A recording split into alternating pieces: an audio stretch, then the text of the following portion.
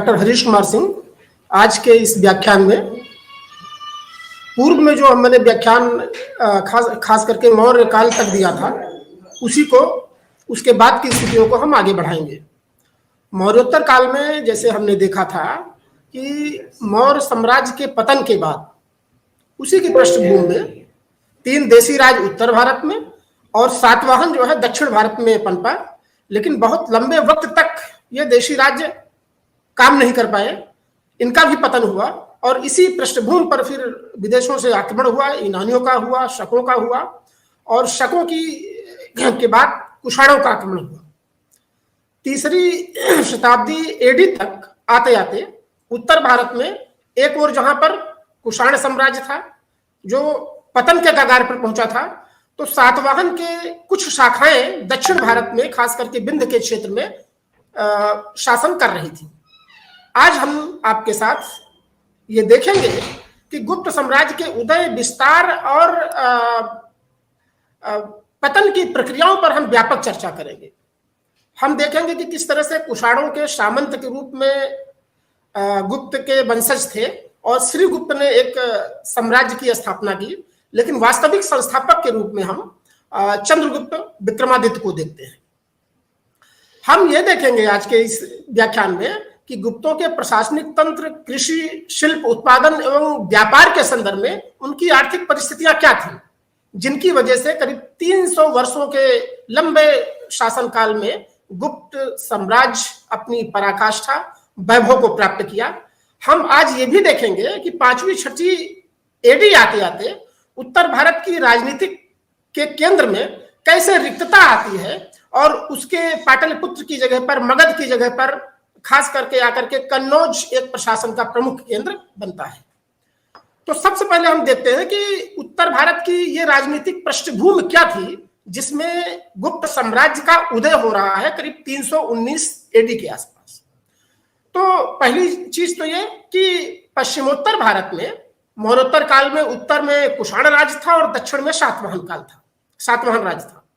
कुषाणों का शासन 4वीं एडी से प्रारंभ हो रहा था, लेकिन शक्ति कमजोर हो रही थी। बताते हैं कि गुप्तों के उदय के पूर्व केदार कुषाण जो है कुषाणों के एक छोटी शाखा के रूप में पश्चिमोत्तर भारत में शासन कर रहा था।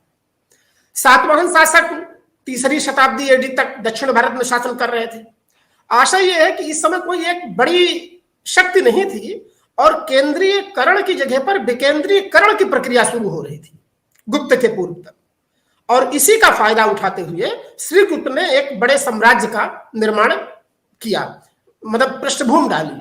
और इन राजनीतिक शक्तियों की जगह पर हम देखते हैं कि उत्तर पश्चिमी भारत में 3री एडी तक ईरान में सैसानिकों का शासन आ जाता है और उन्होंने वहां से जो है कुषाण वंश के शासन को उखाड़ फेंका।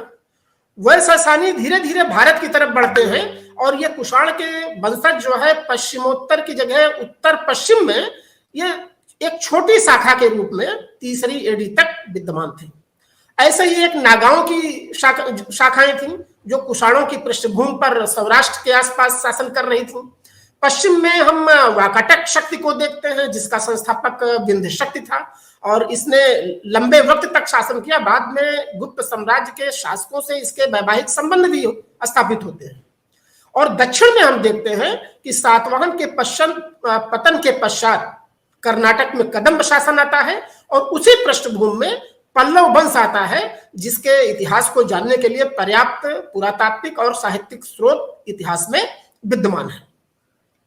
आगे हम देखते हैं कि वास्तव में कुषाणों के पतन के बाद से लेकर गुप्तों के उदय के पूर्व का काल, जैसा कि मैंने अभी बताया, विकेंद्रीकरण का था। विकेंद्रीकरण में क्या होता है कि केंद्रीय शक्तियां बिखरती हैं, वाणिज्य व्यापार में जगह जगह टोल टैक्स लगते हैं और उसकी वजह से वाणिज्य व्यापार फलता फूलता नहीं है। और जैसा कि मैंने पूर्व में बताया था कि कुषाणों के समय से भूमि अनुदानों की जो परंपरा शुरू होती है, धीरे धीरे सामंती व्यवस्था जाते जाते गुप्त काल तक पूरी तरह से स्थापित हो जाती है। और इन सामंतों को गुप्त शासकों ने पहले तो भूमि अनुदान दिया और फिर उन भूमि अनुदानों पर प्रशासनिक अधिकार भी दे दिया। और ये जो छोटे छोटे सामंत थे धीरे धीरे सशक्त होने लगते हैं और जब तक गुप्त साम्राज्य के प्रतापी शासक रहते हैं, खास करके जैसे हम चंद्रगुप्त प्रथम की बात करें, समुद्रगुप्त की बात करें, चंद्रगुप्त द्वितीय की बात करें, कुमारगुप्त की बात करें, स्कंदगुप्त की बात करें, तब तक तो गुप्त साम्राज्य अपनी आभा को बिखेरता रहता है, साम्राज्य में सुदृढ़ीकरण रहता है। लेकिन जैसे जैसे गुप्त साम्राज्य के ये महान शासकों की श्रृंखला का अंत होता है, गुप्त साम्राज्य स्वयं अपनी उस खास करके सामंतवादी नीतियों की वजह से पतन के कगार पर चला जाता है।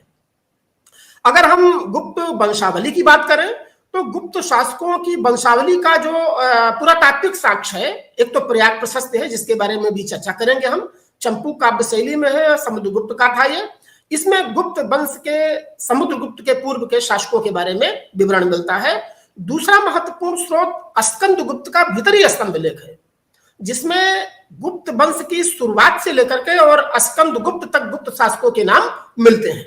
और आदि पुराण में भी जो है श्रीगुप्त का नाम मिलता है, और ये बताते हैं कि आदि पुराण कहता है कि भाई गुप्त वंश के संस्थापक के रूप में श्रीगुप्त था, लेकिन उसकी वास्तविक सत्ता की स्थापना करने का श्रेय चंद्रगुप्त प्रथम को जाता है, और उसका शासनकाल 319 से 35 के आसपास था।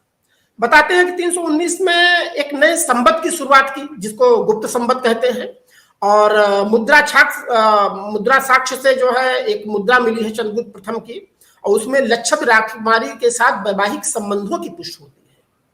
लक्षप राजकुमारी कुमार देवी थी जिसके साथ विवाह किया, और विवाह के उपलक्ष्य में जो है चंद्रगुप्त प्रथम ने एक मुद्रा का प्रचलन किया, जिसको जो है राजा रानी प्रकार के मुद्राएं कहते हैं, इसको चलाया था। और ये रजत यानी चांदी की मुद्राएं थी।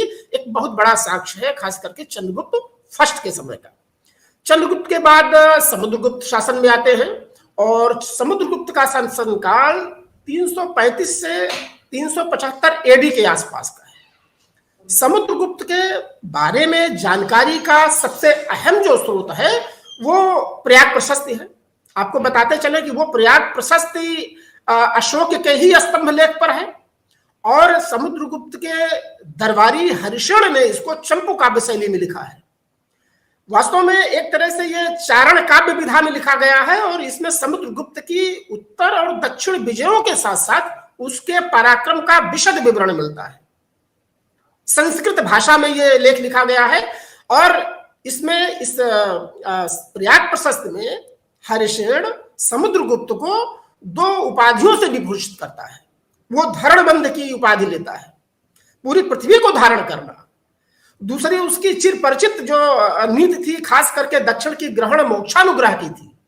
इसके तहत वो क्या करता है कि दक्षिण के 12 राज्यों के संघ को पराजित करता है, और पराजित करने के बाद उनको अनुग्रह यानी मुक्त करता है। वो उनके पुत्रियों से वैवाहिक संबंध करता है, उनसे नजराना लेता है, उनसे एक मुश्त धनराशि लेता है, और डायरेक्ट उनके क्षेत्र पर प्रशासन ना करके समुद्रगुप्त उनको मुक्त कर देता है। अगर बात के शासकों के संदर्भ में समुद्रगुप्त की इस नीति का एक तरह से समालोचना करें तो मुझे लगता है कि बहुत समय के अनुकूल उसकी नीति थी, क्योंकि बाद के शासकों ने, अगर हम दिल्ली सल्तनत के शासकों की बात करें तो मोहम्मद बिन तुगलक ने दक्षिण के राज्यों को डायरेक्ट प्रशासन में अपने तब्दील करने की प्रयास किया, और वो असफल हुआ। विजयनगर और बहमनी साम्राज्य का निर्माण हो गया तुगलक वंश के पृष्ठभूमि पर। तो हम ये कह सकते हैं कि समुद्रगुप्त ने बड़ी सूझबूझ से दक्षिण के 12 राज्यों को पराजित किया, और उनको प्रत्यक्ष शासन में न ला करके उनसे अपनी अधीनता स्वीकार कराई, और जो अपनी धरणबंध का उसका एक विजय घोष था उसको चरितार्थ किया। एडम स्मिथ ने समुद्रगुप्त की इन उपलब्धियों के आधार पर उनको जो है भारत का नेपोलियन कहते हैं। और उसी तरह से देखते हैं हम कि समुद्रगुप्त की प्रयाग प्रशस्ति में जो हरिशण है उसको विजेता, कवि, संगीतज्ञ, विद्या का संरक्षक आदि आदि उपाधियों से विभूषित करता है, और एक ऐसा सिक्का समुद्रगुप्त का प्राप्त हुआ है जिसमें वो बीड़ा बजाते हुए दिखाया गया है।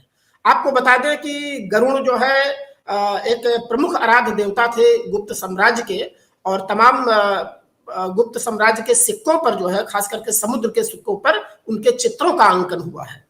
ऐसा ही हम देखते हैं कि समुद्रगुप्त के संदर्भ में वसुबंध एक वैद्य भिक्षु थे, और जो वैद्य भी बौद्ध भिक्षु थे, और उनको भी जो है समुद्रगुप्त ने संरक्षण प्रदान किया। इसकी खुद की उपाधि कविराज की थी। तो हम कह सकते हैं कि प्रयाग प्रशस्त एक तरह से उसके दरबारी कवि द्वारा लिखा गया ऐसा जीवंत अभिलेखीय साक्ष्य है जिससे हम समुद्रगुप्त के विराट व्यक्तित्व और एक चक्रवर्ती राजा के रूप में उसके निरूपण को हम अच्छी तरह से समझ सकते हैं। चंद्रगुप्त के बाद समुद्रगुप्त के बाद गुप्त वंश को आगे बढ़ाने का काम चंद्रगुप्त द्वितीय करता है और चंद्रगुप्त द्वितीय के बारे में कहा जाता है कि शक मुद्राओं का अनुकरण कर इसने जो है चांदी के सिक्के उत्कीर्ण कराए। आपको पहले बता चुका हूं कि शक शासकों ने सर्वप्रथम मुद्रा प्रचलन को जब शुरू किया था चांदी के, तो उसी के अनुकरण पर चांदी के सिक्के जो है चंद्रगुप्त द्वितीय ने कराए। एक प्रसंग आता है खास करके साहित्य में भी, और कक्ष नाम के एक शासक का सिक्का मिला है जिसमें बताते हैं कि रामगुप्त एक ऐसा शासक था और जो उसके बाद शासक बना, लेकिन शक शासकों की अधीनता को स्वीकार करते हुए उसने जो है अपनी पत्नी को सौंप दिया शकों को, और फिर ऐसे में चंद्रगुप्त द्वितीय ने जो है उसको सत्ता से हटा करके शकों को पराजित किया और मानमर्दन किया उनका, और पाटलिपुत्र और मगध के साम्राज्य पर स्वयं सत्ता का वर्ण किया। पश्चिमी शक विजय के पश्चात विराग्य सिक्के चलाए। विक्रमादित्य की उपाधि ले रहा है चंद्रगुप्त।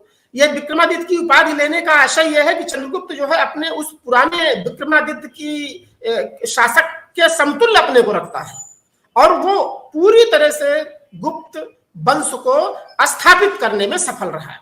इसके समय में पाटलिपुत्र और उज्जैनी एक प्रमुख प्रशासनिक केंद्र के रूप में था। जैसा कि हम जानते हैं पाटलिपुत्र तो जीवंत रूप से मगध के उत्कर्ष के साथ से ही चला आ रहा था, और लेकिन चंद्रगुप्त द्वितीय ने पाटलिपुत्र के साथ साथ उज्जैनी को भी एक प्रशासनिक केंद्र के रूप में मतलब अपनाया।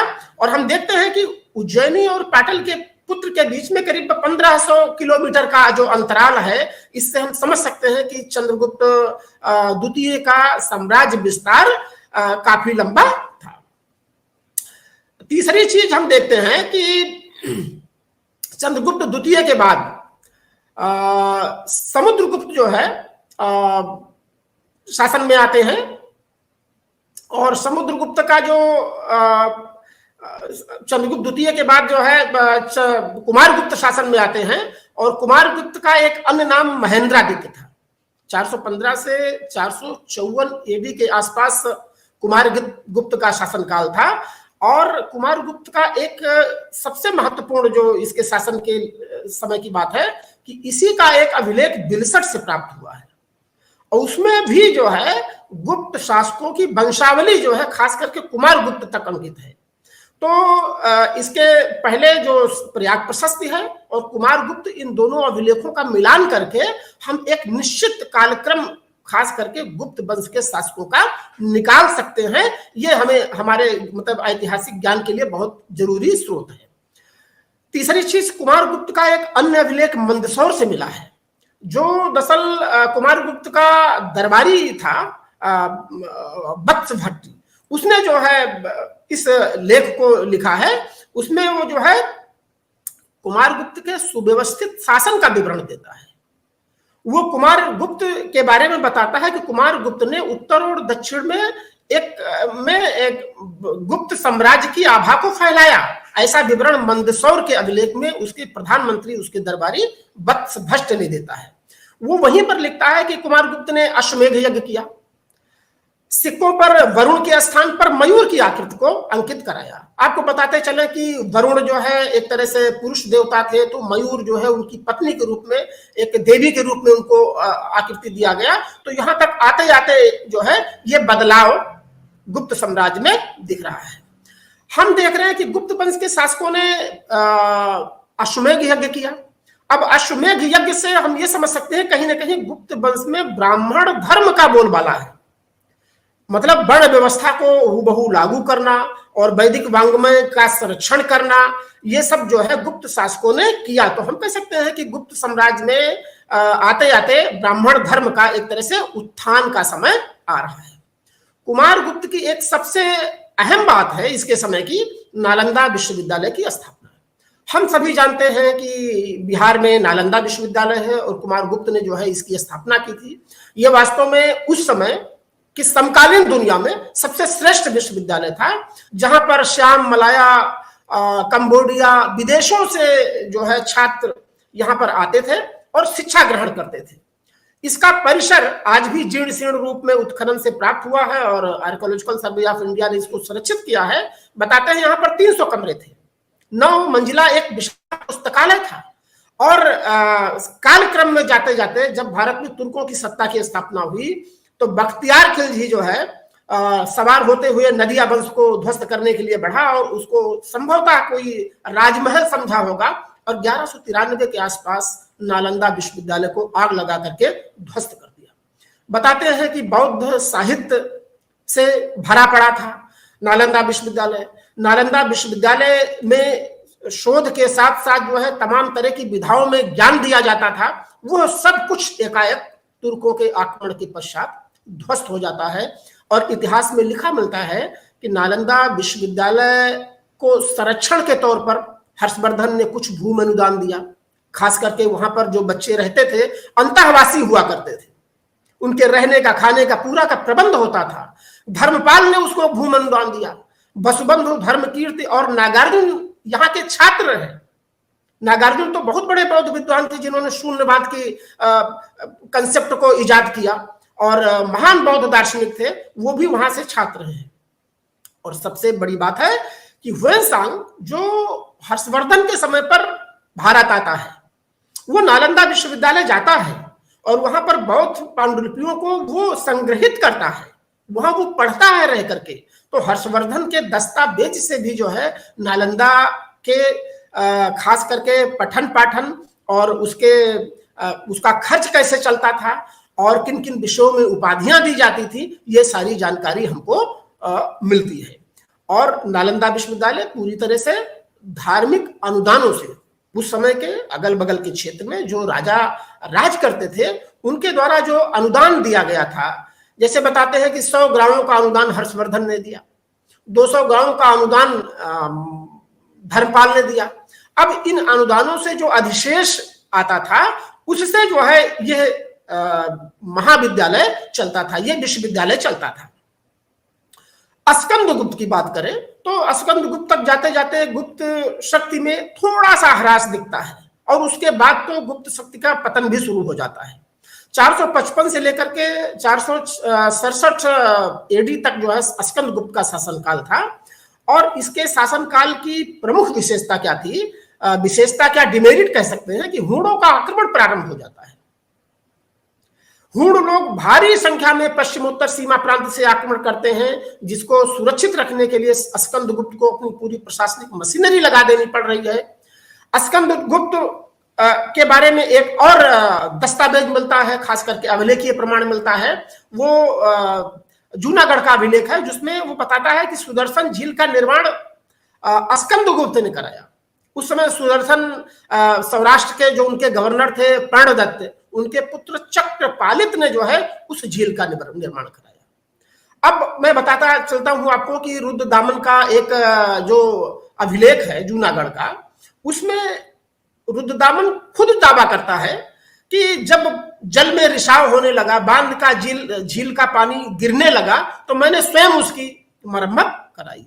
और उस झील को इतिहास के कालक्रम में चंद्रगुप्त मौर्य ने जो है बनवाई थी। अस्कंद गुप्त ने भी उसका मरम्मत कराई थी और रुद्रदामन ने भी उसका मरम्मत कराई थी। इससे 2-3 बातें प्रकाश में आती हैं कि एक तरह से राजा में प्रजा के प्रति मतलब कल्याण की भावना दिखती है। सिंचाई के साधनों पर भी प्रकाश पड़ता है।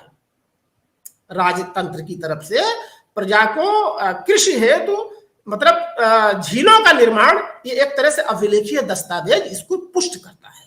अच्छा, जब हम बात करें कि अस्कंद गुप्त के समय पर वो कौन से हूण नेता थे जिन्होंने गुप्त साम्राज्य की जो आधारशिला समुद्रगुप्त चंद्रगुप्त द्वितीय के समय रखी गई थी उसको झकझोर दिया या हिला दिया, तो इसमें तोड़माण का नाम आता है। ये पहला हूणों का शासक था जिसने जो है गुप्त शक्ति को कमजोर करने का प्रयास किया, उस पर आक्रमण किया। दूसरा प्रमुख नेता मिहिरकुल था।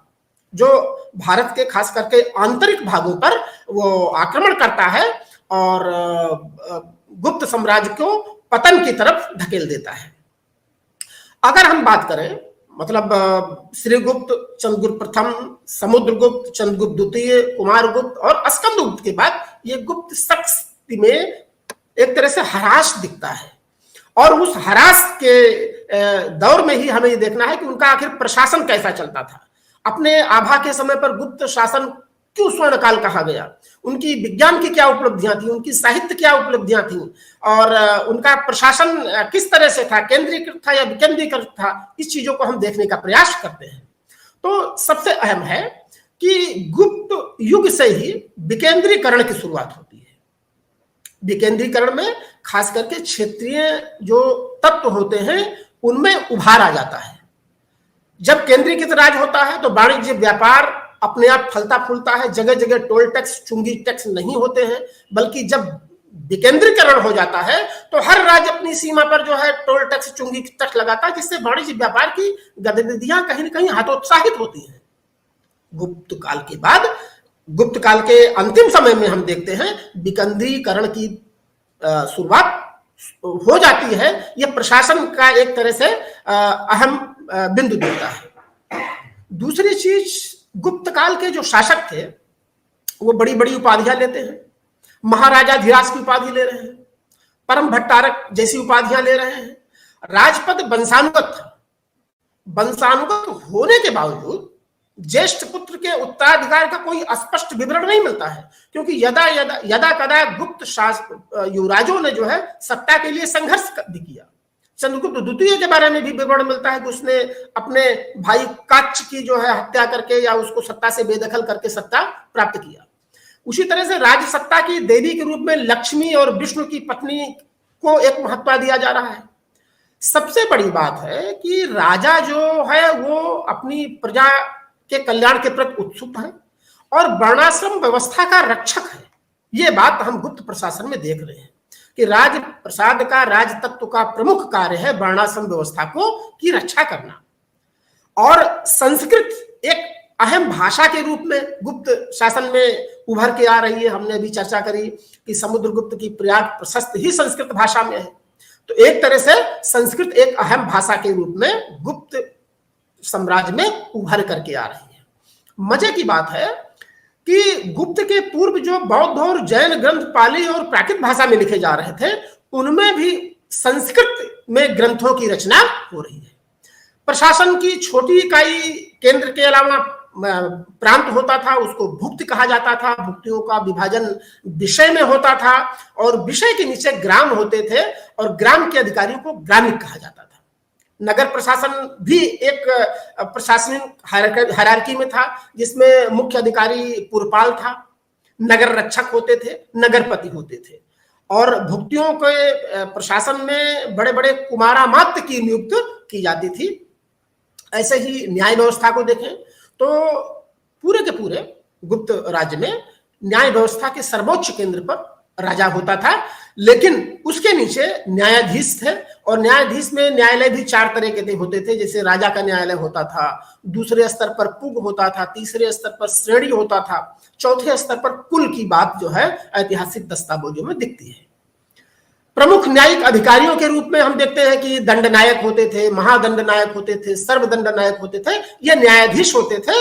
और चूंकि स्मृति ग्रंथों का नियमन उस समय तक हो गया था, तो मनु स्मृति, याज्ञवल्क्य स्मृति, देवल स्मृति, नारद स्मृति, ये खास करके हिंदू विधि संहिता के प्रमुख आधार थे, जिनके आधार पर ये जो दंडनायक होते थे ये जनता को न्याय देते थे। मतलब स्मृतियों के हिसाब से न्याय दिया जाता था, इस युग की सबसे प्रमुख विशेषता थी। अगर हम राजस्व की, रेवेन्यू की बात करें तो ये सही है कि गुप्त काल के अंत तक जाते जाते जो भूमि कर था वो करीब 1/6 था और भूमि कर तो बढ़ा, लेकिन वाणिज्य और टोल टैक्स से जो कर संग्रह होता था केंद्र का, उसमें घटाव आया। इस घटने की प्रवृत्ति के पीछे हम समझ सकते हैं कि गुप्तोत्तर काल के तक जाते जाते जब विकेंद्रीकरण होता है तो वाणिज्य व्यापार की गतिविधियों में कहीं ना कहीं ह्रास हो रहा है और इस ह्रास की वजह से पूर्व में जैसा कि मैंने अभी कुषाण की चर्चा करी थी कि सिल्क रूट पर ये एक छत्र शासन करते थे और उत्पादन में हिस्से के अलावा वाणिज्य व्यापार से इनके राज्य की एक बहुत बड़ी आमदनी का स्रोत होता था। लेकिन गुप्त काल के अंत में जाते जाते ये वाणिज्य व्यापार की गतिविधियां कहीं ना कहीं प्रभावित हो रही हैं और इसका कारण केंद्रीयकरण की जगह विकेंद्रीकरण है। तो ऐसे में राज्य की आमदनी कैसे चलेगी, उसके लिए भूमि कर लिया जा रहा है, उसमें इजाफा हो रहा है, विस्तार हो रहा है, क्षेत्रों का विस्तार हो रहा है। तो 1/6 के आसपास ये था। अब हम देखते हैं सामाजिक जीवन। दरअसल पूरे अगर गुप्त काल में हम सामाजिक जीवन की बात करें तो वर्ण व्यवस्था पूरी तरह से स्थापित हो गई थी और समाज में ब्राह्मणों का श्रेष्ठ स्थान था और उनके 6 कर्तव्य भी माने गए: अध्ययन, अध्यापन, यज्ञ करना, दान देना एवं दान लेना। वर्ण व्यवस्था से इतर भी तमाम अंतज जातियों का विवरण मिलता है क्योंकि स्मृति ग्रंथ पूरी तरह से स्थापित हो चुके थे। उनके विधान से, उनके नियमन के हिसाब से, उनके हिसाब से जो है गुप्त शासन संचालित हो रहा था और वर्ण व्यवस्था को खुद लागू करने के पीछे गुप्त साम्राज्य लोग पूरी अपनी ताकत लगाते थे। तो इस तरह से याज्ञवल्क्य जैसे हैं, याज्ञवल्क्य जो है शूद्रों के पेशे के रूप में व्यापार, कारीगर और कृषक की बात करते हैं कि मतलब शूद्र लोग इन चीजों में अपनी गतिविधियां संलिप्त कर सकते हैं। इसी तरह से कुछ अभिलेखों में जो है एक कायस्थ जाति का विवरण आता है और याज्ञवल्क्य स्मृति जो है उसमें कायस्थों की बात करती है। खास करके ओशनम स्मृति में सर्वप्रथम जो है कायस्थ जाति का नाम आता है। ये कायस्थ जाति क्या था? ये भूमि अनुदानों को लिखते थे जाहिर तौर पर कि गुप्त काल में बड़े मात्रा में धार्मिक और गैर धार्मिक भूमि अनुदान देने की प्रथा शुरू होती है। अब उनका लेखा जोखा रखना है तो मुझे लगता है और इतिहास में लिखा भी है कि कम से कम एक वर्ग का अभ्युदय यहाँ पर हो रहा है जो उन भूमि अनुदानों को लिपिबद्ध कर रहा है। मजे की बात है कि इन भूमि अनुदानों को लिपिबद्ध करने से जिस वर्ग को कहीं ना कहीं दिक्कत हो रही थी वो उनके दस्तावेजों को इधर से उधर कर रहे थे, उनके राजस्व को कम या ज्यादा बता रहे थे, उनके प्रति यानी कायस्थ जाति के प्रति जो है ब्राह्मणों ने यहाँ पर शूद्र वर्ग में भी रखने की बात की है, उससे तुलना करने की कोशिश की है। इसी के साथ हम देखते हैं कि गुप्तकालीन अभिलेखों में प्रथम कायस्थ या ज्येष्ठ कायस्थ जो है कुछ कम्युनिटी को, कुछ लोगों को कहा गया है जो इन अभिलेखों को संरक्षित करते थे। अछूत और अस्पृश्य जातियों का भी स्पष्ट विवरण खास करके गुप्तकालीन स्रोतों से मिलता है। फाहियान के वर्णन से ये पता चलता है, जैसा कि हमने बताया कि चंद्रगुप्त द्वितीय के समय पर फाहियान का आगमन होता है। फाहियान वो चीनी यात्री था जो यहाँ पर आता है और गुप्त साम्राज्य में जाता है, मध्य देश की बात करता है और बताता है कि वहां पर ब्राह्मण वंश का शासन था। वो स्पष्ट रूप से कहता है कि भारत में उस युग में अस्पृश्य वर्ग था जो शूद्रों से भिन्न था। इन्हें अंतज या चंडाल कहा जाता था और ह्वेनसांग भी जो है इस फाहियान के इस विवरण की पुष्टि करता है। अगर हम दासों की बात करें तो गुप्त काल तक आते आते दास प्रथा स्थापित हो चुकी थी और नारद ने तो याज्ञवल्क्य स्मृति में 15 प्रकार के दासों का विवरण दिया है, जबकि मनु 7 प्रकार के दासों का बात करते हैं। गुप्त काल में दासों की अवस्था पूर्व काल से अधिक दयनीय थी। इस बात को ध्यान में रखने की जरूरत है क्योंकि दास स्वेच्छा से कुछ कर नहीं सकते थे। मनुस्मृति में और नारद स्मृति में दासत्व से मुक्त के लिए विधान की बात की गई है कि किस तरह से कोई दास अपने को मुक्त कर सकता है। ऐसा ही अगर हम स्त्रियों की दशा की बात करें गुप्त काल में तो हम देखते हैं कि साहित्य और कला में नारी की एक आदर्श स्थिति का विवरण जरूर मिलता है, लेकिन एक्चुअल ग्राउंड में जमीनी तौर पर हम देखते हैं कि नारी की दशा में गिरावट आ रही है। जैसा कि हमने कहा कि सती प्रथा का एक अभिलेखीय साक्ष्य गुप्त युग से ही शुरू होता है। एरण का अभिलेख है। इस अभिलेख में गोपराज की पत्नी अपने पति के मृत्यु के बाद जो है सती हो जाती है। यह बहुत बड़ा अभिलेखीय साक्ष्य है जो गुप्त युग से मिलता है, यानी सती प्रथा के अंश यहाँ पर अभिलेखीय साक्ष्य के रूप में दिखते हैं। स्त्रियों की संपत्ति में सीमित अधिकार था। याज्ञवल्क्य स्मृति कुछ संपत्तियों में जो है स्त्रियों के अधिकारों की पुष्टि करते हैं, लेकिन प्रायः पुरुष प्रधान समाज था।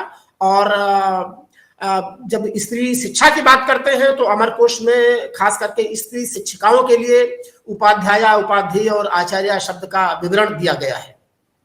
एक और अहम बात थी कि गुप्त युग में देवदासी प्रथा का भी प्रचलन था। ये तो दक्षिण में बहुत ज्यादा व्यापक दक्षिण के मंदिरों में प्रचलन में था और आधुनिक युग तक ये कामोवेश चलता रहा। आज की स्थिति में वहां पर देवदासी प्रथा नहीं है, लेकिन गुप्त काल में देवदासी प्रथा का प्रचलन था और इसका उल्लेख कालिदास के रचनाओं में, खास करके मेघदूत में और पुराणों में मिलता है। तो हम कह सकते हैं कि देवदासी प्रथा गुप्त साम्राज्य में थी और मंदिरों में जो है बाल कन्याओं को मंदिरों को सौंप दिया जाता था एक तरह से, और वहां पर वो भक्ति में लीन होकर के पूजा अर्चना किया करती थी। नारद एवं पराशर स्मृति में विधवा विवाह का समर्थन किया गया है, लेकिन ध्यान रखना है कि गुप्त काल के अंत तक आते आते विधवा की स्थिति दयनीय हो गई थी। मुंडन संस्कार होने लगा था और संपत्ति से बेदखल होने लगा था। तो दरअसल जब हम सती प्रथा की बात करते हैं, जो खास करके राजपूत काल तक आते आते बड़ी व्यापकता ले ली थी, तो इसके पीछे एक तर्क ये भी दिया जाता था कि बाल विवाह होता था और बाल विवाह के बाद जब बालिकाओं के या बच्चों के मृत्यु की दर ज्यादा होती थी तो विधवाएं भी बाल हो जाती थी, और ऐसे में संपत्ति के अधिकार से बेदखल करने के लिए सती प्रथा के कंसेप्ट को एक तरह से मजबूती मिलती है। ऐसा कुछ इतिहासकारों ने ये सवाल उठाया है कि संपत्ति से बेदखल करने के लिए बाल विधवाओं को सती के लिए विवश किया जाता था। यानी जो प्रथा इस कुत्सित रूप से समाज में अभिलेखीय साक्ष्य से पल रही थी, उसको इन मान्यताओं ने कहीं न कहीं व्यापकता दी और बाद के वर्षों में इसको जो है सती प्रथा को राजा राममोहन के समय, बेंटिंग के समय पर एक तरह से मानवीय अपराध घोषित किया गया और इस पर बैन लगाया गया। अगर आर्थिक रूप से देखें कि वास्तव में पूरे गुप्त शासन काल में आर्थिक गतिविधियां कैसे चल रही थी, हम पहले चर्चा कर चुके हैं कि वास्तव में गुप्त काल एक तरह से सामंतीय व्यवस्था के उभार का समय है और सामंतीय व्यवस्था में एक हायरार्की होती है, पिरामिड होती है। वहां पर क्या होता है, ऊपर राजा होता है, उसके नीचे छोटा राजा होता है। तो मतलब राजा सीधे प्रजा पर शासन नहीं करता है, बल्कि अपने सामंतों पर शासन करता है और वो सामंत जो है प्रजा से सीधे जुड़े रहते हैं। प्रजा से ज्यादा सारोकार सामंतों का होता है। प्रजापति के प्रति लगाव और उनके गतिविधियों को ज्यादा प्रभावित राजा की अपेक्षा सामंत करते थे और राजा सामंत पर शासन करता था। तो आर्थिक रूप से हम देख रहे हैं कि विकेंद्रीकरण की गतिविधियां कहीं न कहीं को सामंती व्यवस्था एक तरह से सपोर्ट कर रही है और इस ऐसे में आर्थिक विकेंद्रीकरण का एक युग दिखाई पड़ता है। इसमें जैसे बृहद संहिता की बात करते हैं, वो फसलों के 3 स्वरूप की बात करता है और वो कहते हैं कि वर्षा पर ही ज्यादातर फसलें जो है निर्भर हुआ करती थी। सिंचाई के प्रबंध की बात मैंने जैसे चर्चा करा कि सुदर्शन झील का निर्माण राजा करा रहा है और उसके पीछे कहीं न कहीं प्रजा कल्याण की भावना यानी उत्पादकता को बढ़ाने का एक तरह से चेतना राजा में दिख रही है। इसी तरह से इत्सिंग कहता है कि चावल और जो प्रमुख फसलें थीं और कालिदास ईख तथा धान की खेती का उल्लेख करते हैं। इसी तरह से गुप्तकालीन जीवन में हमें फाहियान ये बताता है कि आर्थिक उपयोगिता की दृष्टि से भूमि के कई प्रकार थे। उसमें जैसे क्षेत्र, खेती के लिए उपयुक्त भूमि थी, वास्तु थी, खिल थी, अपराध थी और चारागाह था जहां पर जानवर चरते थे। ऐसे ही अमरकोश जो गुप्त काल की एक प्रमुख रचना है, उसमें जो है 12 प्रकार की भूमि का विवरण मिलता है। सिंचाई का सर्वोत्तम साधन झील था। स्कंदगुप्त का जो जूनागढ़ अभिलेख है उससे सुदर्शन झील का विवरण मिलता है और सिंचाई के साधनों में राजा कहीं न कहीं सपोर्ट कर रहा है, ये विवरण मिलता है। उत्पादन में और वाणिज्य व्यापार में वस्त्र उद्योग एक प्रमुख उद्योग था। कपड़े का निर्माण इसका समय होता था और अमरकोश में खास करके कताई, बुनाई और रंगाई की तमाम विधाओं का विवरण जो है अमरकोश की रचना में मिलता है। इसी तरह से हम देखते हैं कि हाँ, एक बात देखना है कि गुप्त काल तक आते आते जो सिल्क रूट पर भारत का जो एक आधिपत्य था वो पूरी तरह से समाप्त हो गया था और वाणिज्य व्यापार एक लंबी दूरी में ना होकर के छोटे छोटे आर्थिक जोन में बट गया था। इससे इस गतिविधियों को कहीं ना कहीं वाणिज्य व्यापार की गतिविधियों को एक तरह से कमजोर करती हैं। और व्यापक मात्रा में स्कंदगुप्त के बाद जो है मुद्रा का प्रचलन नहीं मिलता है और वाणिज्य व्यापार विनिमय पर चलने लगता है। इससे लगता है कि कहीं ना कहीं एक तरह से बिखराव हो रहा है। आर्थिक विकेंद्रीकरण के तहत वाणिज्य व्यापार की गतिविधियां हतोत्साहित हो रही हैं। ऐसा ही एक मंदसौर का अभिलेख मिला है, उसमें रेशम बुनकरों की एक श्रेणी मिली है। ये श्रेणियां क्या थी कि उत्पादन से लेकर के वितरण और वाणिज्य व्यापार के संसाधनों पर नियंत्रण करती थी, अपनी मुहर चलाती थी और अपने मतलब पूरी तरह से कंट्रोल करती हैं। तो मंदसौर अभिलेख में रेशम बुनकरों की एक श्रेणी मिलती है जिसने बताते हैं कि सूर्य मंदिर का निर्माण कराया। नारद और बृहस्पति स्पष्ट रूप से श्रेणी प्रशासन की व्यवस्था का वर्णन करते हैं कि ये श्रेणियां जिन जिन क्षेत्रों में काम करती थी वहां पर प्रशासनिक अधिकारों पर भी ये नियंत्रण रखती थी। ऐसे ही कुछ श्रेणियों ने जो है तक्षशिला, कौशाम्बी और विदिशा से इन श्रेणियों के स्वतंत्र सिक्के भी मिले हैं। ठीक है, तो हम ये देखते हैं कि इन श्रेणियों का वाणिज्य व्यापार में अहम स्थान था।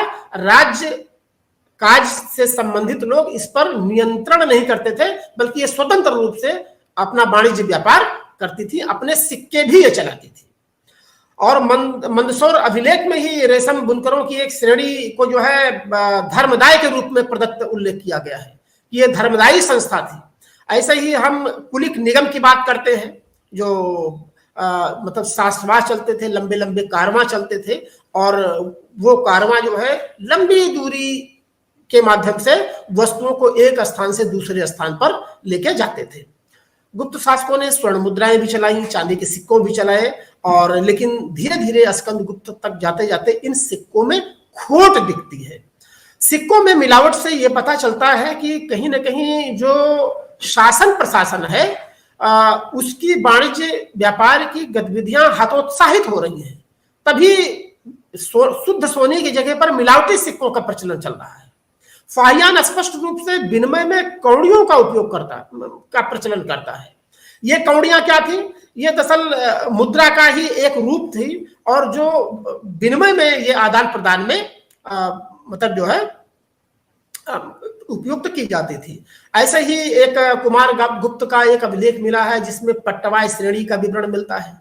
अब ये श्रेणी बुनकरों की श्रेणी थी जो दूर दराज के क्षेत्रों में भी जाकर के जो है ये वस्तुओं का या कपड़ों का आदान प्रदान करती थी और उनका व्यापार करती थी। विदेशी व्यापार को अगर देखें तो इस समय तक आते आते दो महत्वपूर्ण परिवर्तन आते हैं। जैसा कि मैंने पहले अभी चर्चा करी कि सिल्क रूट के बंद होने से रोमन व्यापार की गतिविधियों में मतलब ह्रास दिख रहा है। और दूसरी बात यह है कि दक्षिण भारत के तीनों प्रसिद्ध बंदरगाह जो थे, खास करके मुजरिस और अरकामेड और कावेरीपट्टम, ये इस समय थे, लेकिन बाह्य देशीय व्यापार गतिविधियां यहां पर संचालित नहीं हो पा रही हैं, या हम कहें कि पूर्व की तरह से वो उनका जो व्यापारिक रुझान है वो भारत के व्यापार के पक्ष में नहीं दिख रहा है। इसी तरह से सिंघल द्वीप की बात आती है श्रीलंका की, तो बताते हैं कि बिचौलियों के माध्यम से व्यापार अब भी जारी था, लेकिन जो है भारत के पक्ष में व्यापार की स्थिति नहीं रह गई थी। ताम्रलिप्त एक प्रमुख बंदरगाह था। ये सारी चीजें अब हम देखते हैं कि गुप्त शासकों की धार्मिक स्थिति क्या थी। हम पूर्व में बता चुके हैं कि गुप्त काल ब्राह्मण धर्म के पुनरुत्थान का काल माना जाता है और ब्राह्मण धर्म के वैष्णव और शैव रूपों का यहाँ पर एक तरह से निरूपण हो रहा है। इस काल में हिंदू धर्म के तीन एक तरह से अगर कहें पक्ष जो है विकसित हो रहे हैं। मूर्ति पूजना जो है उपासना का केंद्र बन रही है और यज्ञ की स्थान पर उपासना को प्रमुखता दिया जा रहा है और वैष्णव और शैव धर्मों का समन्वय दिख रहा है।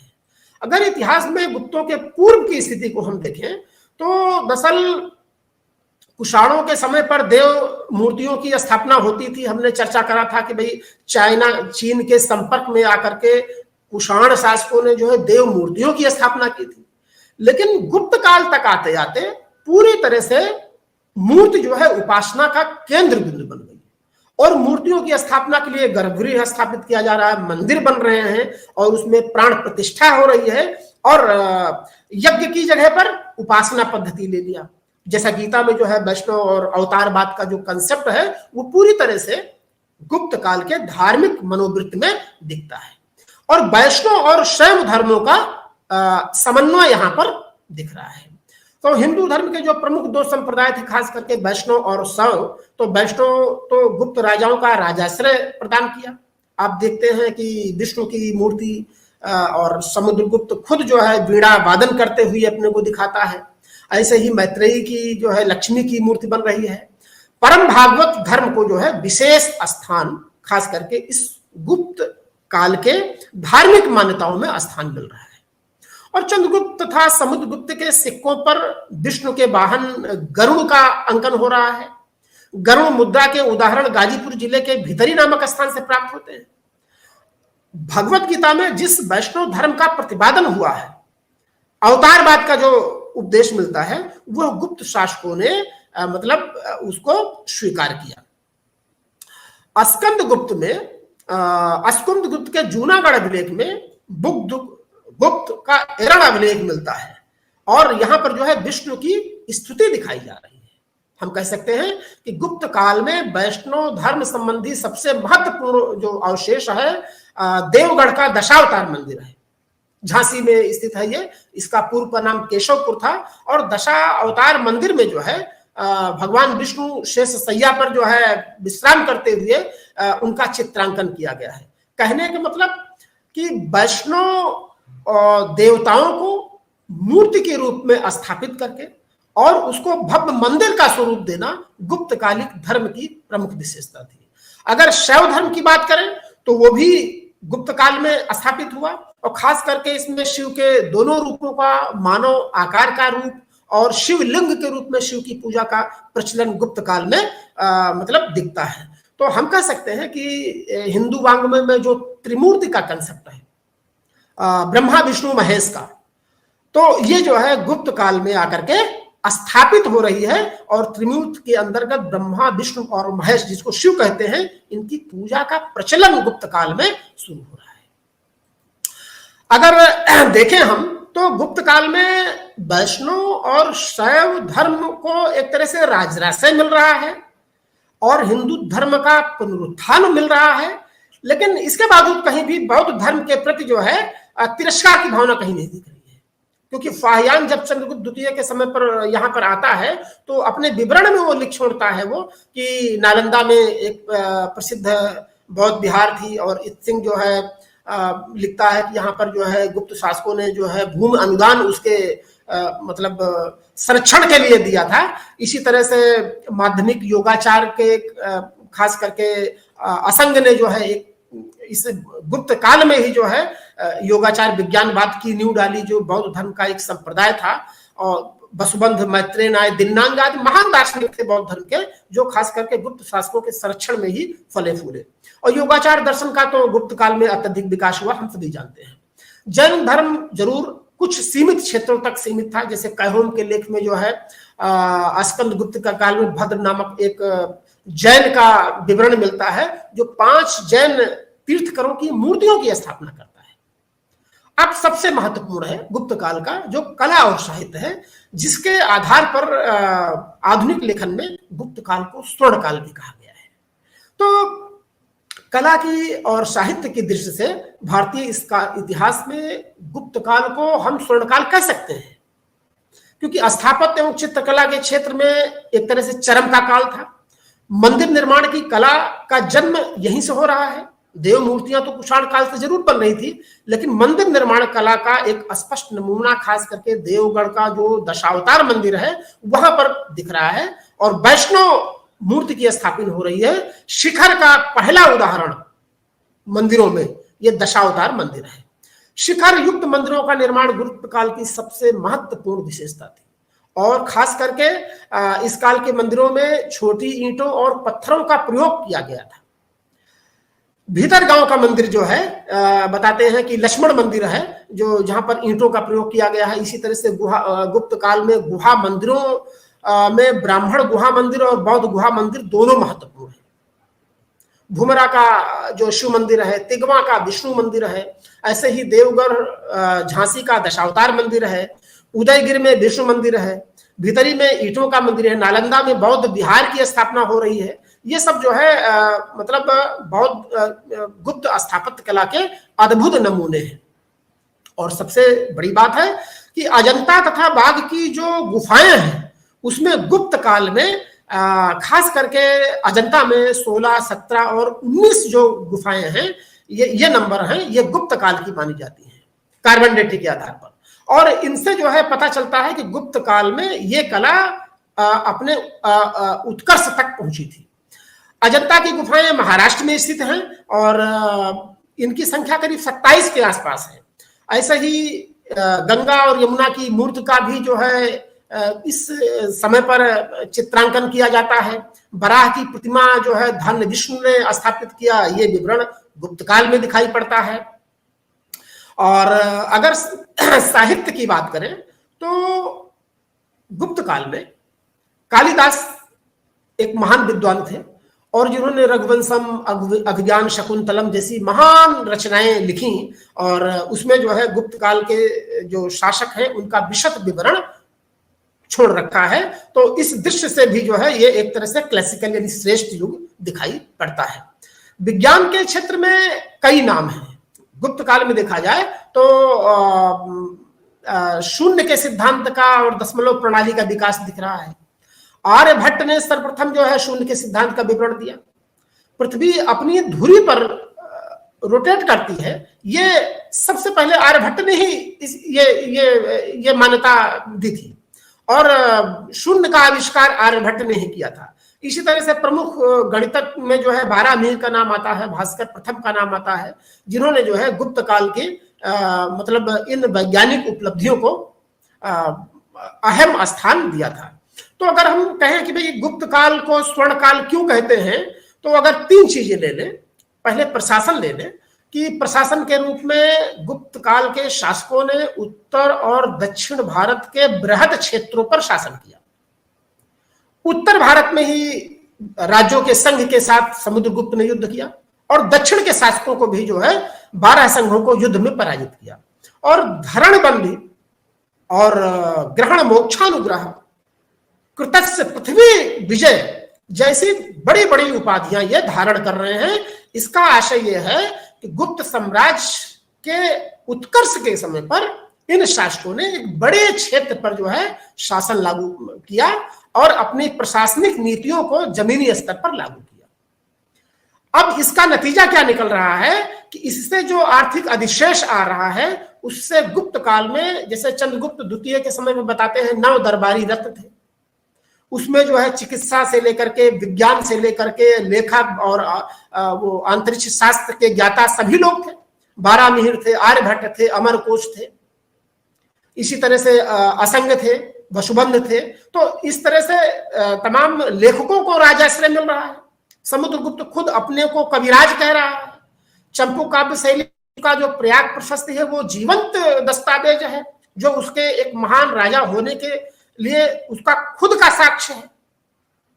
तो प्रशासन के तौर पर हम देखते हैं कि गुप्त शासकों ने एक बड़े हिस्से पर प्रशासन किया और भुक्ति, विषय और ग्राम के माध्यम से एक प्रशासनिक विभाजन किया और उस विभाजन पर अपने कानून को लागू किया।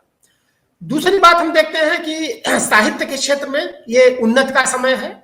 साहित्य के रूप में जब दरबार में इन साहित्य लेखकों को एक सम्मान मिल रहा है, अनुदान मिल रहा है, भूम अनुदान मिल रहा है, तो ये साहित्य की गतिविधियां फल फूल रही हैं। तीसरी चीज हम देखते हैं कि स्थापत्य कला में, चूंकि पुरातात्विक साक्ष्य के रूप में गुप्त काल के तमाम स्थापत्य आज भी विद्यमान है, चाहे दशावतार मंदिर हो, अजंता एलोरा की गुफाएं हो, या फिर जो है कानपुर का ईंटों का भीतरी का बना हुआ मंदिर हो, या इनके जो अभिलेखीय साक्ष्य हैं, इनसे जो है स्थापत्य कला का पर पर्याप्त प्रकाश पड़ता है। चित्रकला पर भी प्रकाश पड़ता है। विज्ञान को अगर हम देखें तो गुप्त काल में विज्ञान भी अपने उन्नत स्थिति में था।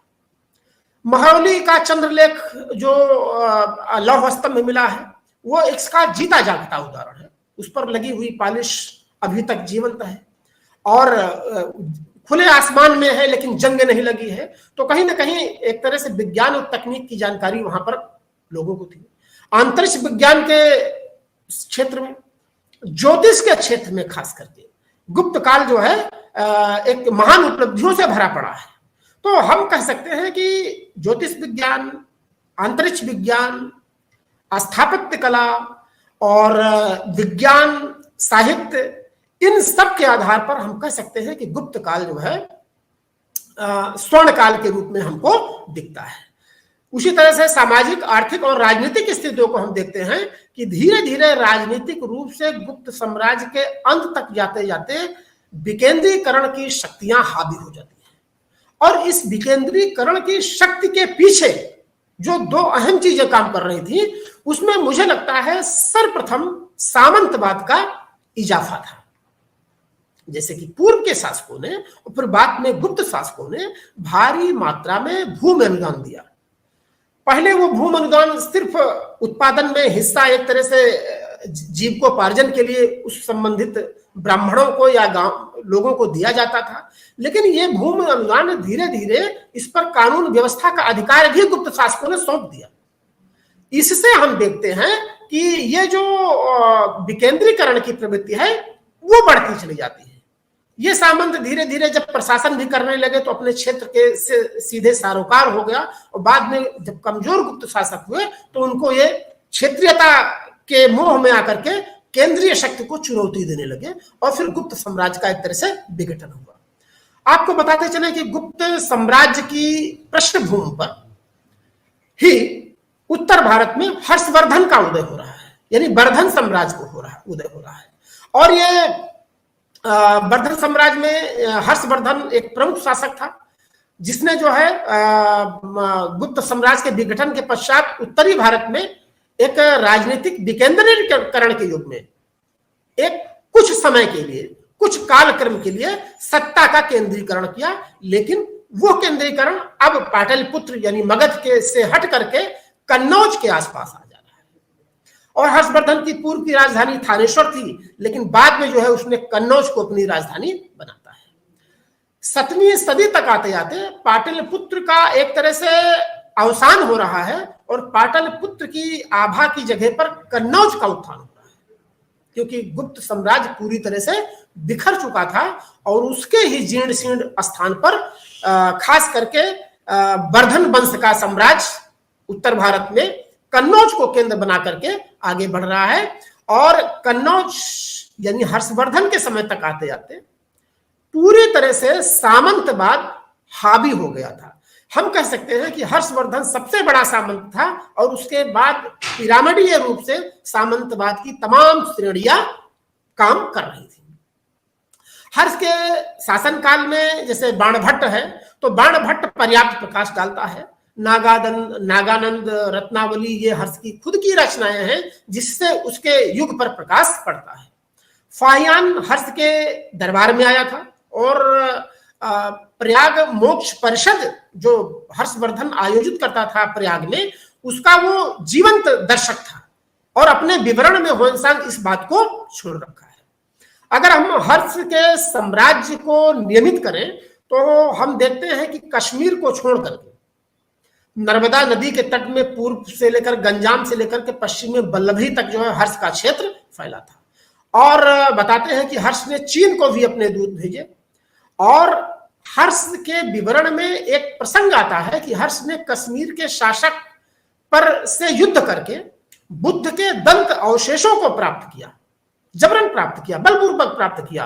और वो बौद्ध महायान धर्म का जो है महायान शाखा का संरक्षक था, और उन दंत अवशेषों को ला करके उसने पाटलिपुत्र में संरक्षित किया, ऐसा विवरण मिलता है। हर्ष के समय तक आते आते भूमि अनुदान की जो प्रक्रिया है वो बढ़ती चली गई। पहले धार्मिक अनुदान था, अब यहां तक आते आते गैर धार्मिक अनुदान बड़ी मात्रा में दिए जाने लगे। और इस विवरण की पुष्टि कामोवेश ह्वेनसांग भी कहीं ना कहीं करता है। ह्वेनसांग बताता है कि हर्ष की राजकीय आय 4 भागों में बटी थी। एक भाग राजा के खर्च के लिए होता था, दूसरा विद्वानों के लिए, और तीसरा भाग अधिकारियों के लिए होता था। और चौथा भाग जो है क्षेत्र की बंदोबस्त और व्यवस्था और कानून प्रशासन को लागू करने के लिए होता था। ह्वेनसांग जब इसके समय पर विश्वविद्यालय आता है तो वास्तव में नालंदा के बौद्ध विहार वो जाता है और वहां से बौद्ध पांडुलिपियों को संग्रहित भी करता है। ह्वेनसांग की मजे की बात है कि ह्वेनसांग अपने विवरण में कृषकों को शूद्र की श्रेणी में रखता है और वो मेहतर, चंडाल और अछूतों के विषय में भी उल्लेख करता है। तो यहां हम ये कह सकते हैं कि कृषि कार्य कहीं ना कहीं हे दृश्य से उसको देखा जा रहा है। अभी भी उच्च वर्ग कृषि की तरफ जो है संलग्न नहीं है, बल्कि कृषि का जो भारी भरकम कार्य है वो शूद्र वर्गों को उसके अधीन माना जा रहा है। यद्यपि वैश्य वर्ग कृषि की तरफ झुकाव रख रहा है और स्मृत ग्रंथ में वैश्यों को कृषि कार्य करने की छूट दी जा रही है। इसी तरह से हम देखते हैं कि हर्ष के समय पर जो है बाणभट्ट, मयूर दिवाकर और ह्वेनसांग जैसे 3 महत्वपूर्ण विद्वान हैं जिनको हर्ष ने अपने दरबार में संरक्षण प्रदान किया।